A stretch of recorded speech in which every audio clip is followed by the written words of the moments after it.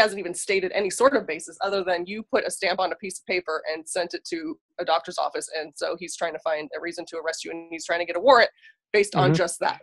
Okay. She called the doctor broken, but she said, doctor, it's the doctor, doctor. Can you hear me? Yeah, I'm old, but I can still hear. Now, I don't know how much you want disclosed, so I guess let's talk about this first. Well, first of all, according to the sheriff's office in Pike, in a mid-county Mississippi, I was there today in person, and I jokingly walked up to the window and I held both wrists out, and I said, I'm here to turn myself in. And these people have talked to me numerous times on the phone, but they had never seen me in person for years. Okay. And the lady looked at me real funny-eyed and said, turn yourself in for what? And exactly. They were looking real serious, like, who is this guy? Right. And I said, I'm guilty of committing a high crime of going to the doctor without a driver's license. And then they knew who I was. That's hilarious. And so they didn't arrest you because she said, as of right now, we have not gotten a warrant from the neighboring county in Pike County. Mm-hmm. And I said, well, I just was in the neighborhood, thought I'd stop and turn myself in if y'all had a warrant yet. And they think it's stupid too. It is stupid. Well, yeah, but I think that's the fact that they think it's stupid. The fact that the people in the sheriff's department think it's stupid, and this McDonald guy is calling you, that's just, I don't even understand how they're trying to get a warrant for something that was 6 days old, and he didn't witness. No. I knew exactly the timing of this thing, Ida, and that's why when he called the first time, I said, can you please call me back in 2 minutes? And when he did, I ran and grabbed the other phone that's got a tape recorder on it and hit the start button. And once he identified himself, I made it real clear. I said, I'm going to ask you some questions. Because he said, I want to hear your side of the story. And I know better than to tell him anything. So I turned the tables on him, Ida, and I said, here's what we're going to do. I'm going to ask you some questions, and you're going to answer my questions. And he admitted his phone call has absolutely nothing to do with the day of my office visit. So anything that possibly happened 6 days prior to his phone call had nothing to do with his phone call.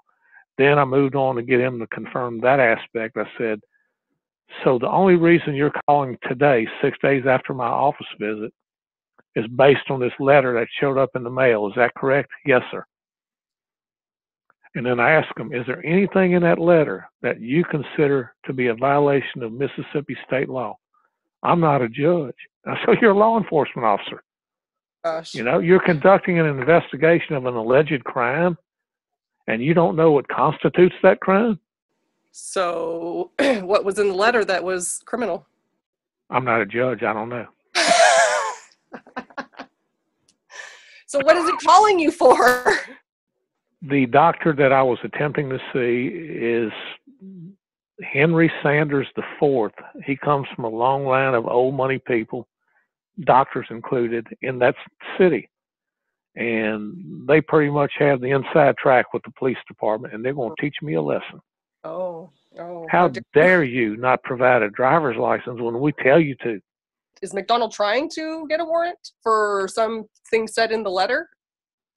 What he's trying to do is get me to say something that will further enhance his probable cause on his affidavit he's going to present to the judge and try to get a arrest warrant signed.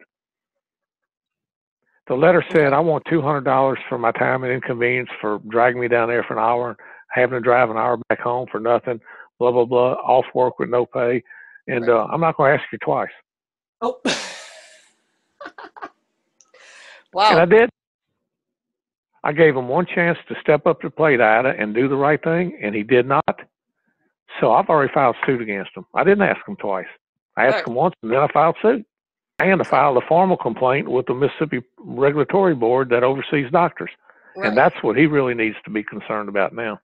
So because he called you, not that he has any basis for it, or he hasn't even stated any sort of basis other than you put a stamp on a piece of paper and sent it to a doctor's office, and so he's trying to find a reason to arrest you, and he's trying to get a warrant based on just that. Okay.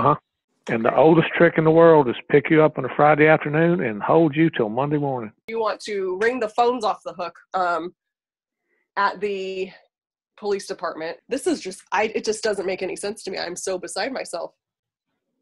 It makes perfect sense. What don't you get? Well, I mean, it's so stupid. I can't believe that something like this, they're trying to actually make it stick. It's just, is this how hard up we are for criminals to put somebody in jail? This is ridiculous. Well, they're trying to teach me a lesson, Ida, that you will not go into a doctor's office in McComb, Mississippi and refuse to show your driver's license. But the fact that you had the gall to send them a bill? Well, that's exactly what it's about. It's the doctor. Now let me get this.